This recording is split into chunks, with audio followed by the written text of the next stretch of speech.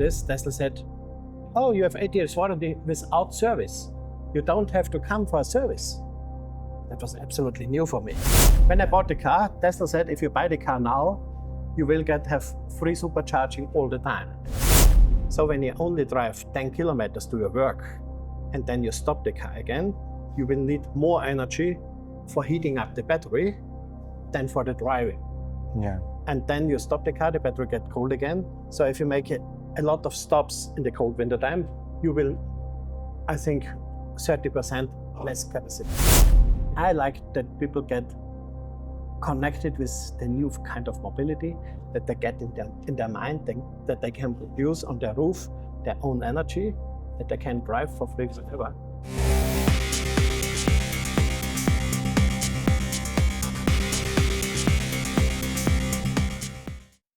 My today's guest bought 100,000 euro Tesla online in 2014 when everyone said the company was going bankrupt.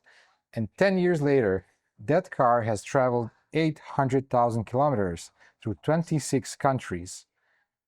He's charged it by unplugging milking machines on farms, won rallies across Morocco, and convinced 6,000 people to get behind the wheel. Please welcome Austria's electric mobility pioneer, Franz Leeman. Franz, welcome. Thanks for inviting. Can you give us a short introduction into who is Franz Leeman? Okay. So thank you for inviting me in this nice region here. I visited this area late 1980s, early 1990s. There I worked for a car rental company from the Volkswagen group.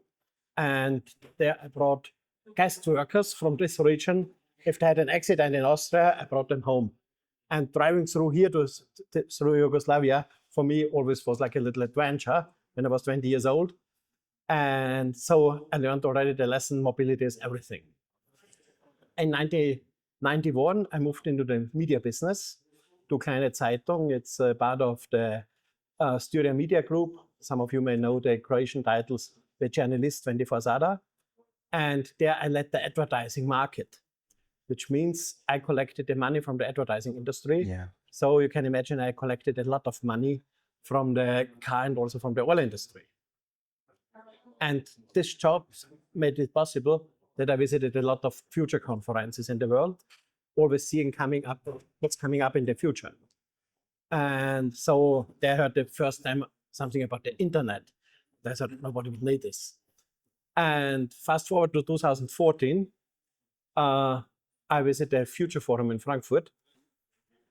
And there was one guy going up the stage and was speaking about Tesla and about electric cars. I never heard about it before. And I thought, I was speaking about Nikola Tesla from this region. I said, no, from cars. And there started my story. Very interesting. Let's go back to 2014. You're about to spend 100,000 euros online, buying car without test drive, no dealer, nothing. Can you walk me through that mindset and what were you thinking? That really was Philipp Schröder in Frankfurt. At that time, he was the country manager of Tesla Germany. And he went on the stage, and all your visitors should Google Philipp Schröder. Now he is the CEO and founder of the company 1.5 Degrees. And he will really change the energy system. And when he was on the stage and he starts speaking about electric cars, and I had in my mind, if this is possible, that we can drive electric, that we can produce our whole energy we need for our mobility, we can produce this in Europe. And all the money we spend on the gas station, if this money stays here in Europe, our economy will grow very, very fast and we get really rich, because all the money we spend on the gas station goes to Dubai to build the next tower and that the people there can ski on 50 degrees.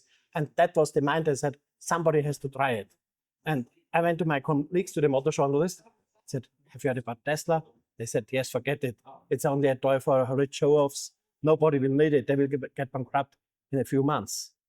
And they said, no, I like to try it now. So you entered this EV world then. 800,000 kilometers, that's obscene. Most people don't even believe electric cars can do that. What actually happened mechanically with the car?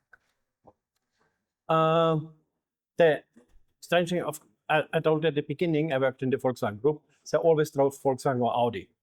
And this was the first other brand I had in my life. And I did never expect this. But when I bought this, Tesla said, oh, you have 8 years warranty without service. You don't have to come for a service. That was absolutely new for me. And I visited Tesla the first time after 120,000 kilometers. There was one door handle broken. And they repaired it on warranty. That was the first thing. I had to go in the garage. Of course, after that, the angles and so the normal things I had to change, but nothing else. After 400,000 kilometers, my rear motor was broken, so I get it also on warranty. The front motor is still the original. And after 600,000 kilometers, we had very high water in Austria. And I drove all the ice cars stopped before. And as a Tesla said, you can go through, nothing should happen. And I went to these floating roads, and there's my battery get wet. And a few days later, it shut it down. And then I was really lucky because when I bought the car, everybody said, if your battery is down, you can throw away your car. And Tesla said, don't worry about it. You have 8 years warranty, unlimited kilometers. So this is not now, you have still 8 years, but I think about 200 kilometers. We had 8 years and unlimited kilometers. And so it was exactly 7.5 years and 600,000 kilometers. And I got the refurbished battery from Tesla warranty. No discussion. Wow. You had one battery replacement at 600,000 kilometers. Like, people freak out about battery degradation. What's reality, versus myth about the battery? My experience, when I had the water problem on 600,000 kilometers, my battery still had 82% state of health. So wow. Otherwise, I think it would still be the same battery. Yeah. So the battery will be 1 million kilometers, and the battery get better and better every day. Yeah. So the battery isn't the bottleneck, and the price of the batteries are really get cheap. When I ordered my Tesla, I asked Tesla. People said, if the battery breaks down, you have to throw away your car. Yeah. How much is the battery? And Tesla said, now it's really expensive because it's the first car. Now you have, for 1 kilowatt, you need 1,000 euros in 2014. But the price will halve every 3 years. Yeah. So I had 85 kilowatts. So the price for my battery would be 85,000 euros in 2014. So the car was for free in reality. Wow. Now, if I buy a new battery, it's around 12,000 euros. So the price is really going down. And OEMs very often declare the battery can run more than it usually can. What was your experience? Like, could you really get, say, 400 kilometers on one charge? With mine, not, because I have the old technology. My sister have the new Model Y, bought it 2 years ago, and she goes 450, 500 kilometers. And it's only the standard range. And I have some friends, they have the new Model 3 or Model Y not with the standard range.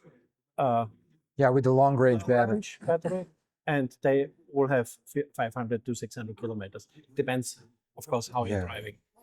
Back in 2014, you had to, plug your cars in farms. What's the difference between then and today when it comes to the charging infrastructure?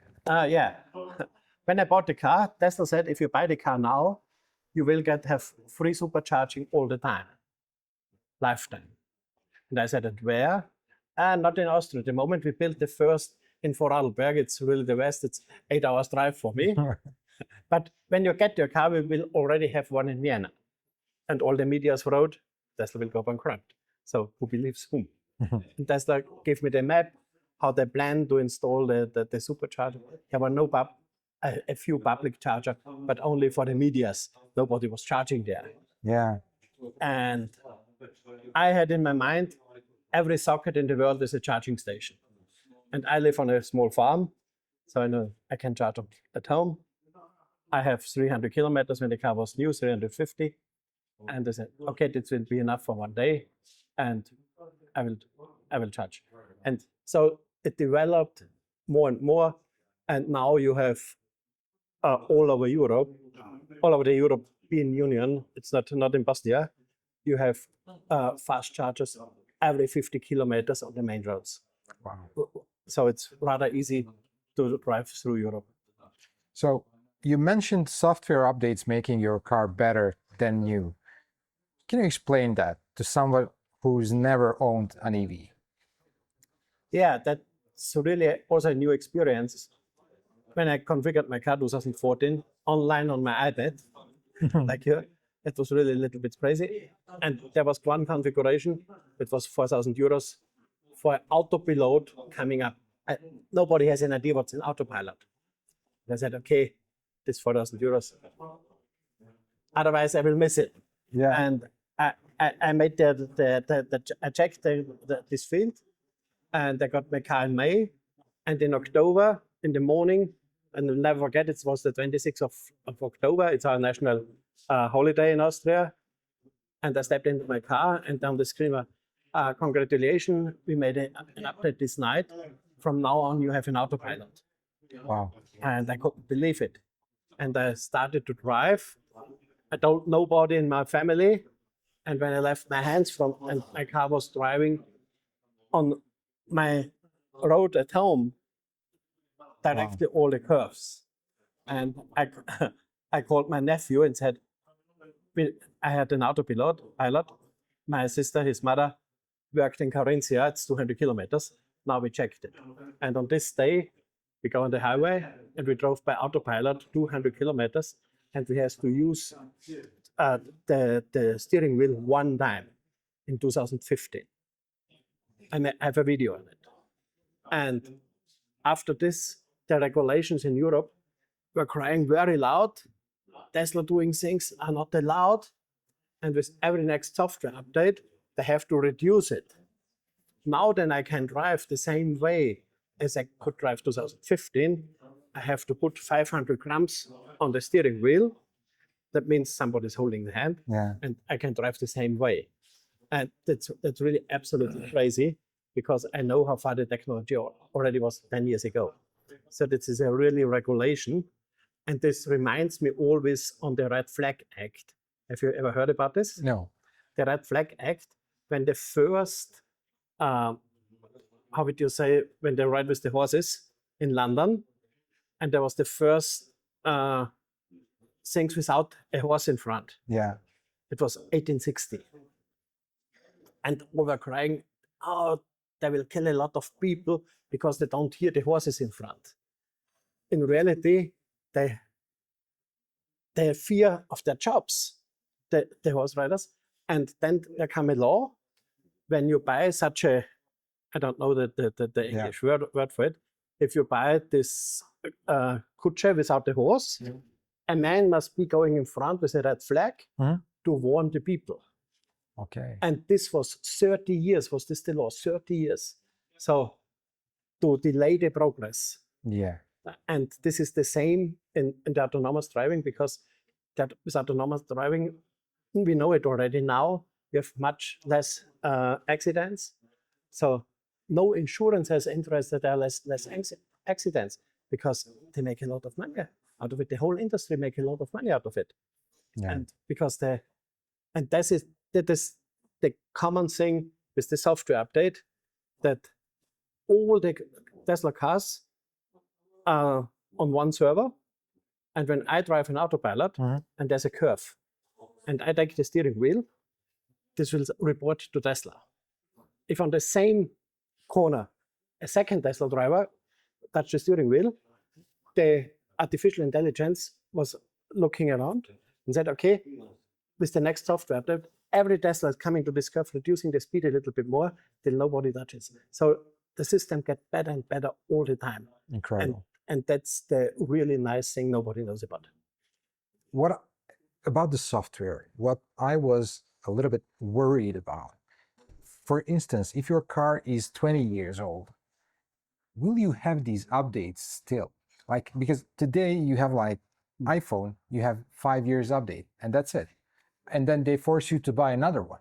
So basically, for the cars, is it regulated so that they have to update it for, say, 20, 30 years? Of course, that's a good question. I have only 3 cameras. All new Teslas have already 8 cameras. So a lot of software updates I didn't get now because my car can do this. But with only 1,600 euros, I can get a new computer, and I got much more. I cannot get more cameras, of course, but I will get everything what's possible. Yeah. I will not get everything on my old car, but I will get everything what's possible. Interesting. So forgive me if this is obvious, but what actually happens when you are driving through a rural Morocco and you run out of charge? This was 2018, really a funny story. Now you have also a very good infrastructure in Morocco. Wow, for EVs. Yeah, everywhere where we have been 2018, now you have superchargers. Wow. Because it is driven by the king of Morocco. He organized this Reef Morocco Rally International Vehicle Electric because he decided already 2016 that he said, you Europeans, you produce all the fossil cars, you drive them as long as possible, and when you can't repair it, you send it to Africa. Yeah. And I said, we are the big losers of the climate change. We don't have water. Every oil is coming out, is polluting our water. And he started already 2016 with a new plan that the cars that are coming to Morocco get younger and younger every year. And from 2030 on, there will only be electric cars. And so I said, Europeans, please come. We organize a rally with medias, and so that the people, they are still riding on a donkey now. Yeah. When they get off a donkey, they're not thinking about buying an old car from Europe. Yeah. They buy a new electric car. Chinese and also Dacia from Renault built very cheap electric cars for the local market. And he built the greatest solar power plant, 6,000 hectares in the desert. Wow. He says we have 365 days sun, energy is for free, and therefore come. And so 2008, it was really, when I come to a restaurant, I stepped in, was looking on the coffee machine, is it on 3 phases? Okay. And then I asked, how many coffees will you sell the next 3 hours?